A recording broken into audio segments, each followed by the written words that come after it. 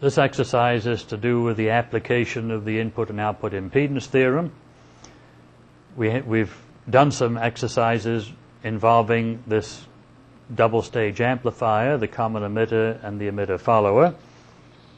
And we've calculated the input and output impedances, mid-band, and in the presence of the C2 bypass capacitor.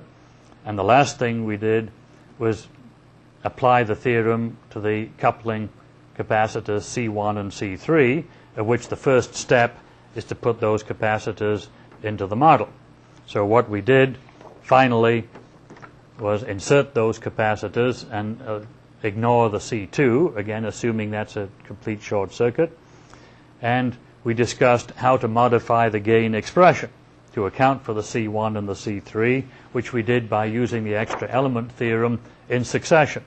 First we put in the C1 and found that it had an inverted pole at omega 3 and no zero that goes with it. Then we did the same thing to put the C3 in. That also has an inverted pole and no zero with it. And the result was this. Here's the mid-band gain, and here's the inverted pole from the first coupling capacitor. Here's the inverted pole from the second one. And as you remember, we were able to use the extra element theorem twice in succession because there was no interaction between the two capacitors in this case. So we get two separate factors, and it's just as though we put them in together or separately or in the reverse order. It wouldn't make any difference. So the gain function now looks like this. And the remaining part of the exercise was to determine the input and output impedances. So here we have the capacitors in place now, and we want to apply the impedance formulas. So here's the solution. The outside output impedance is found by applying the output impedance theorem to the modified gain function in the presence of the two inverted poles, omega 3 and omega 5. And once again, you can take these limits factor by factor. And we've already done the mid-band part of it, so we don't have to do it over again. We can just put in the same answer as before. Namely, we get a mid-band output resistance ROM prime. And all we have to do is work on the remaining factors. And the first thing we do is look into the two corner frequencies and see if RL is contained inside them. And when you look inside the omega 3, you find there is no RL in it. So the omega 3 corner will cancel out from the two positions where A exists. So you don't even need to write it. Previously I've been writing it in and then putting a line through it to cancel it. But now when you get used to that idea, you don't have to write it in the first place. You just leave it out. When you look at omega 5, you find it does have RL in it.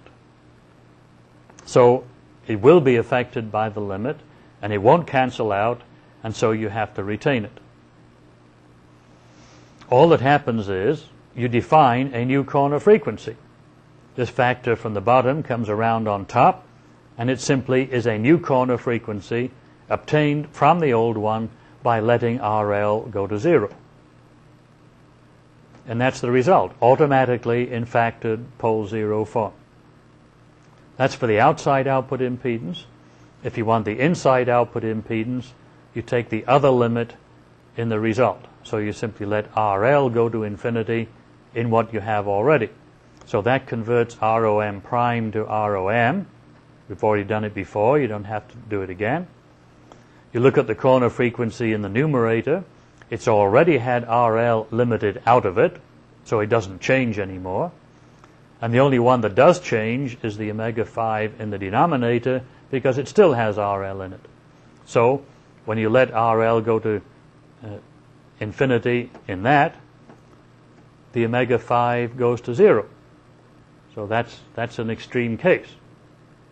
So the corner frequency in the denominator simply goes away when you take the limit RL infinite. So what you're left with for the inside output impedance is the flat value ROM at mid-band, and as you go to lower frequencies, it has an inverted 0. That's consistent with what you would expect, of course, simply by looking at the original circuit. This is the model we're working on. If you look back in at the output, for the inside output impedance, that is to the left of the RL, what you're going to look at high frequencies when the cap is a short is the original mid-band value of the inside output resistance.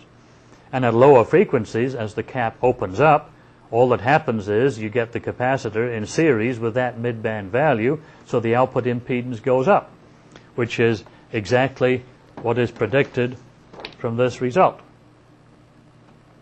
At high frequencies, the output impedance is the flat mid-band value, and at lower frequencies, it will rise according to the inverted zero.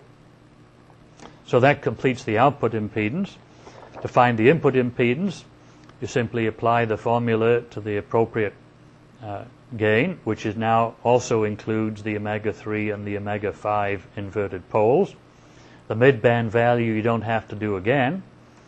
You look at the poles and see where the RS is. This time the RS is absent from the omega-5, so the entire factor cancels, and I haven't shown that before either. You look at the other corner frequency, it does have RS in it, so you're going to have to keep it. And the bottom one comes around on top, unchanged. And when you look at omega-3, as RS goes to infinity, it goes to 0. So the entire corner goes away, and you're left with a mid-band value together with an inverted 0. And if you want the inside input impedance, you take the other limit in the answer, which converts the mid-band value outside to the mid-band value inside, and you look at the remaining corner frequency, and it still has RS in it. So when you let RS go to 0, you change its value, and you get a new one. So you get a new value of inverted 0.